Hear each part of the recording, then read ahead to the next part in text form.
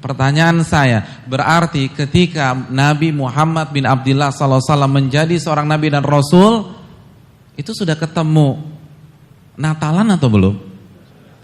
Natalan tadi kapan? Ya, abad keempat Masehi. Nabi kita 571 Masehi. Berarti ketika Nabi menjalani kehidupannya sebagai seorang Nabi dan Rasul selama 23 tahun, itu tiap tahun ketemu Natalan. Iya gak sih? Jadi ngapain cari pendapat para ulama? Langsung cek aja ke sumbernya. Kalau Nabi ucapkan selamat Natal, besok kita semua mengucapkan selamat Natal dan harus hukumnya. Tapi kalau Nabi tidak ucapkan selamat Natal, saya ingin tanya, atas nama toleransi, siapa yang lebih paham toleransi? Nabi kita atau kita? Boleh gak kita ucapkan selamat Natal? Dan kita tahu Natal bahasa Portugal kalau nggak salah ya, artinya kelahiran. Poin yang pertama, saya ingin tanya sama antum misalnya, kalau ada misalnya antum udah married nih,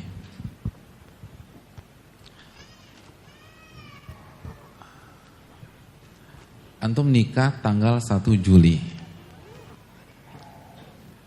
Lalu ada yang kasih selamat tanggal 25 Desember. Happy anniversary ya. Maksudnya apa nih? Iya, anniversary pernikahan antum. Kira-kira antum terima atau antum klarifikasi? Dikasih selamat 25 Desember nih, gitu loh. Padahal kita meritnya tanggal berapa?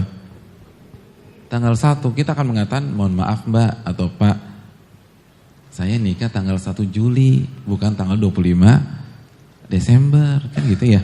Benar gak sih? Kita lahir tanggal 1 Maret, terus ada yang kasih selamat tanggal 25 Desember. Kira-kira kita bilang terima kasih atau kita katakan, salah 1 Maret, belum gitu kan ya? Iya gak sih? Ya. Dan kita tidak sedang membahas hukum ulang tahun pada saat ini. Tapi saya ingin memberikan analogi sederhana. Nah sekarang sebelum kita mengucapkan selamat, poin yang pertama harus kita pastikan, benar nggak Nabi Isa itu lahir tanggal 25 Desember? Kan semua logikanya begitu. Orang akan bantah, mohon maaf saya ulang tahunnya bukan tanggal sekian. Ini keliru. Nah antum mau ucapkan kasih selamat nih, pastikan dulu Nabi Isa lahirnya atau Yesus itu lahirnya tanggal 25 Desember. Ada dalil? Coba tanya sama mereka. Kalau punya teman coba tanya, ada nggak satu ayat dalam Injil atau apa aja lah dalam Injil yang mengatakan bahwa Nabi Isa lahir tanggal 25 Desember? Gak ada. Dan terjadi khilaf di antara mereka. Makanya sebagian atau dalam beberapa riwayat mereka, sebelum mereka rayakan tanggal 25, mereka rayakan tanggal berapa? Tanggal 6 Januari. Dan ada masih sebagian kelompok mereka itu tetap merayakan pada tanggal 6 Januari. Karena nggak ada satupun dalil yang mengatakan bahwa Nabi Isa atau Yesus lahir tanggal 25 Desember. Dan beberapa ayat dalam kitab mereka itu mendukung bahwa beliau tidak lahir pada tanggal sedemikian. Misalnya dalam Lukas ya ayat ke 1-8 dengan, saya bukan pakar dalam yang ini tapi hanya baca-baca saja dan bisa di-cross check kepada para pakar bahwa di Lukas ayat 8 bahwa ketika Nabi Isa lahir atau Yesus lahir, maka pengembala sedang menjaga kambing-kambing gembalaannya. Dan itu nggak mungkin di musim dingin, itu di musim panas. Karena nggak ada hewan gembalaan yang keluar di malam hari di musim dingin, mati semuanya. Dan ini lebih cocok kalau kita buka versi Al-Quran. Masih ingat surat Maryam? Saya ingin tanya, kapan Nabi Isa lahir versi Al-Quranul Karim? Ketika apa? Ketika kurma berbuah. Dan kurma berbuah di musim apa? Musim panas, sepanas-panasnya. Allah berfirman dalam surat Maryam ayat 25, wa huzzi ilaiki bijid'in nakhlati tusaqit 'alaiki rataban janiyya. Ketika itu Maryam kehausan dan kelaparan, lalu dia berteduh atau beliau berteduh di bawah pohon kurma, lalu Allah perintahkan wahuzzi, itu goyang-goyangin akar pohon kurma. Tusakit alaiki rotoban, maka rutop kurma muda segar. Kalau antum ke Saudi, antum misalnya ke Riyadh atau ke beberapa kota Saudi, pada hari ini cari rutop nggak akan ada, nggak ada. Atau nyari di tempat lain lah, yang lagi winter season nggak akan ada, karena rutop hanya ada di puncak musim panas. Jadi ini dulu yang perlu ditetapkan, bener nggak nih gitu loh. Kan nggak enak kasih selamat ternyata salah. Itu poin yang pertama. Poin yang kedua, hadirin yang dirahmati oleh Allah Subhanahu wa taala.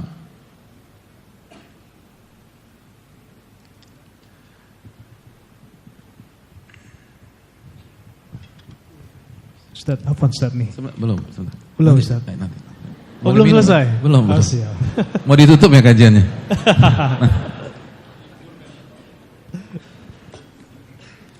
Iya, itu poin yang pertama. Poin yang kedua.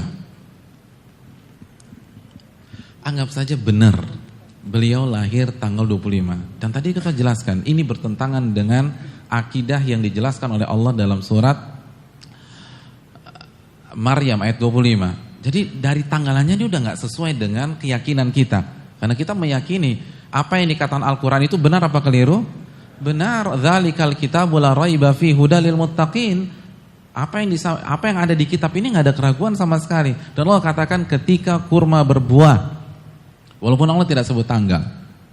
Itu poin yang pertama. Poin yang kedua, hadirin yang dirahmati oleh Allah Subhanahu wa taala, bahwa sekali lagi konsep kita dan mereka dalam memahami Nabi Isa itu berbeda.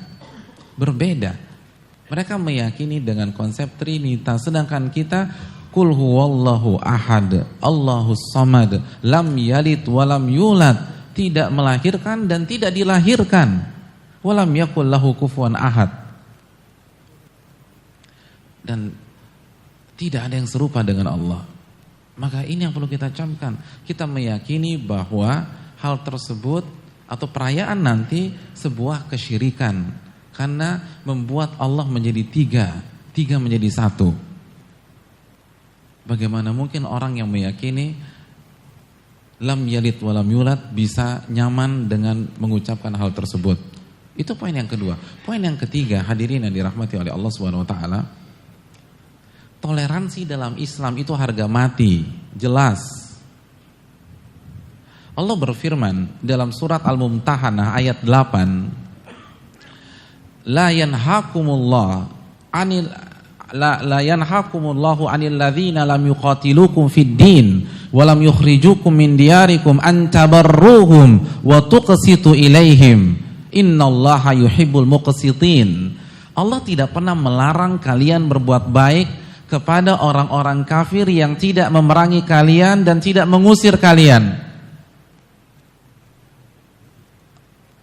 Allah nggak pernah melarang kalian berbuat baik. Berbuat baik, Allah dukung. Jadi kalau ada orang Nasrani, orang Buddha, orang Hindu dan seterusnya, dia nggak ganggu, nggak boleh kita jahilin, nggak boleh kita zalimi. Kita harus berbuat baik. Dan Allah sangat sayang dan cinta kepada orang-orang yang suka berbuat baik. Ini jelas. Toleransi adalah harga mati. Namun sebagaimana ibadah-ibadah yang lain atau peraturan-peraturan yang lain ada batasnya, toleransi juga ada batasnya. Sholat ada batasnya nggak? Ada, maka toleransi ada batasnya. Besok ada orang yang mau sholat zuhur 7 rakaat, kira-kira boleh nggak? Nggak boleh mas, karena batas sholat zuhur, karena sholat zuhur itu ada batasnya 4 rakaat, nggak boleh jadi 7. Sholat aja ada batasnya, masa toleransi secara mutlak? Kan nggak mungkin. Ini poin. Poin yang ketiga, hadirin yang dirahmati oleh Allah. Saya terus terang agak bingung, dan kalau misalnya ada yang dapat data lebih, mohon saya dikasih masukan dan saya dikoreksi. Ada sebagian pihak atau saudara-saudara kita, semoga Allah SWT memberikan hidayah kepada kita semua, itu mengatakan masalah ini khilaf para ulama. Lalu membawakan beberapa tokoh kontemporer tentang masalah ini, bolehnya mengucapkan selamat Natal.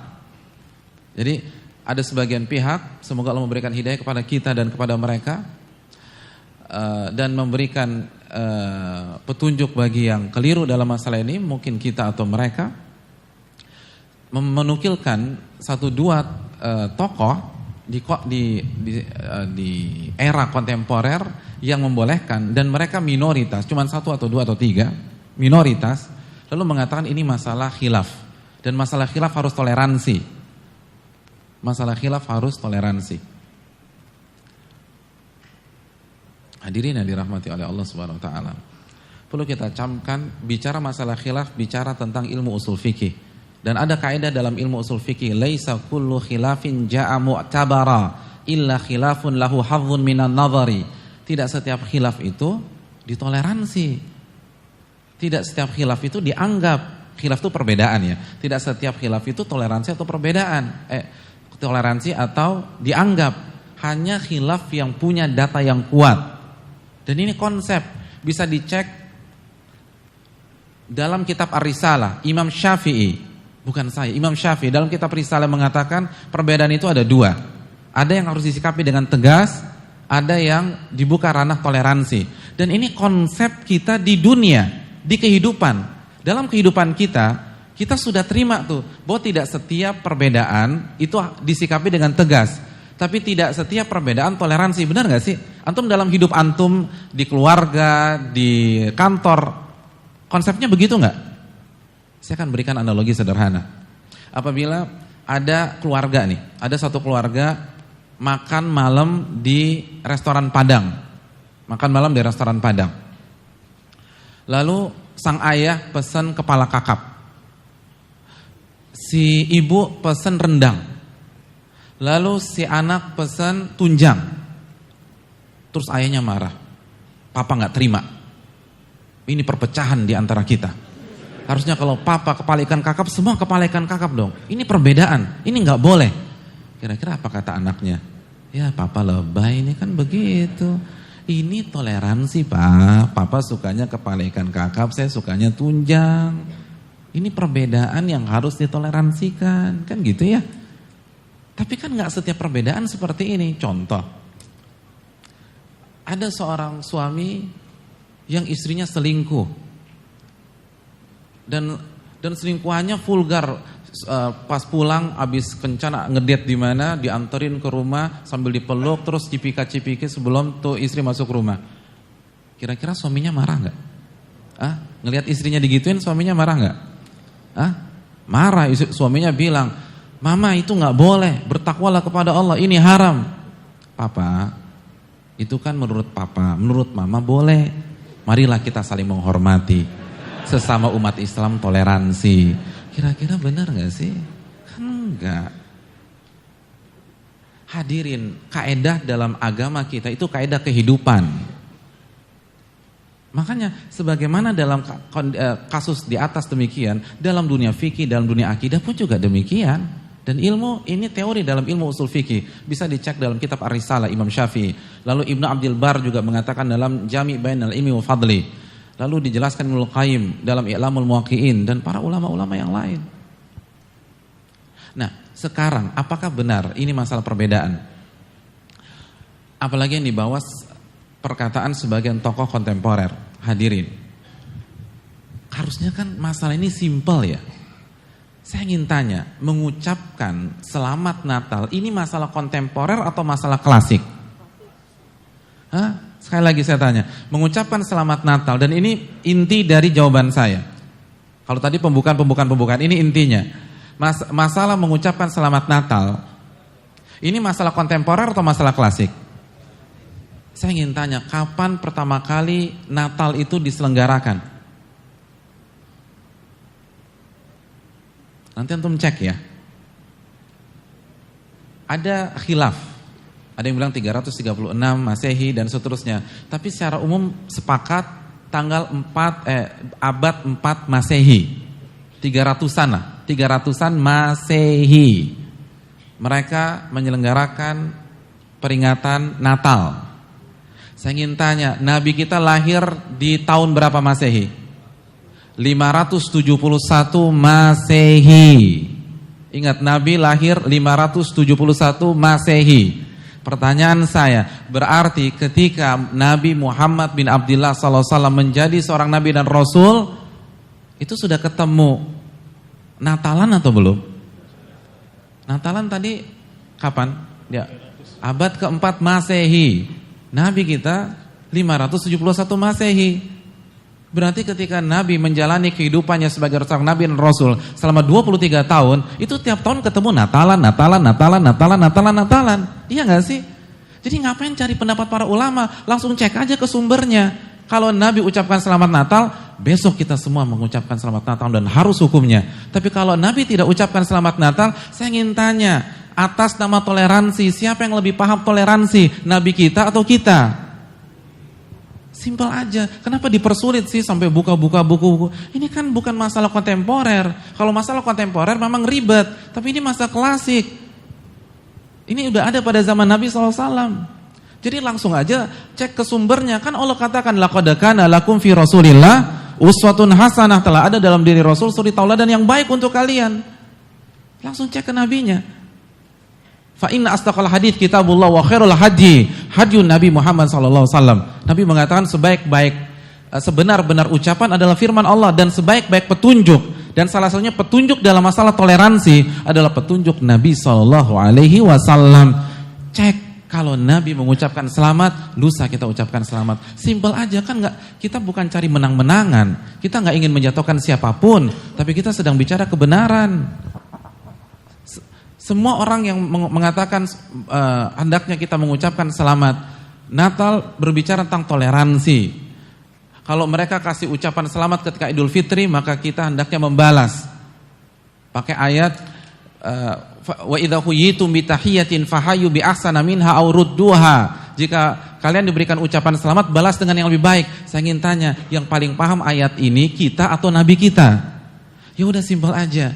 Kalau Nabi ucapkan selamat, kita ucapkan selamat. Kalau enggak, enggak. Dan jawabannya kita tahu semua. Tidak ada satupun hadis yang mengatakan demikian. Kalau ada hadis, kita akan revisi jawaban kita pada malam hari ini. Karena kita bukan cari pembenaran. Kita ingin amal kita diterima oleh Allah SWT. Dan cek saja, setelah Nabi wafat Abu Bakar, apakah ucapkan selamat? Karena mereka ngalamin loh. Umar mengucapkan selamat, Utsman mengucapkan selamat, Ali mengucapkan selamat. Lalu setelah itu Imam Syafi'i mengucapkan selamat, Imam Ahmad mengucapkan selamat, Imam Abu Hanifah mengucapkan selamat, Imam Malik mengucapkan selamat. Sesimpel itu. Kenapa ribet sekali rasanya nyari sebagian fatwa ulama kontemporer lalu berdalih dengan toleransi? Ini masalah klasik, Nabi sudah alami.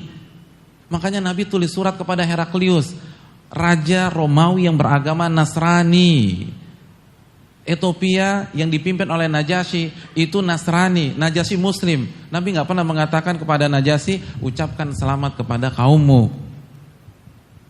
Hadirin, ini masalah klasik, bukan masalah kontemporer. Kenapa dibuat susah kalau kita benar-benar mencari kebenaran? Kalau kita benar-benar ingin mengikuti toleransi Nabi SAW. Mungkin itu.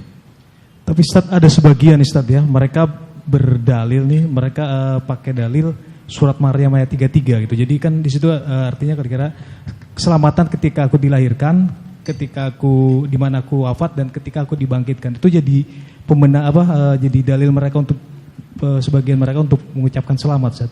Gimana, Ustaz? Iya, terima kasih jazakallahu khair atas masukannya. Maryam ayat 33 ya. Wassalamu alayya yauma wulidtu wa yauma amutu wa yauma ub'atsu hayya. Tanpa mengurangi rasa hormat kita kepada pihak manapun.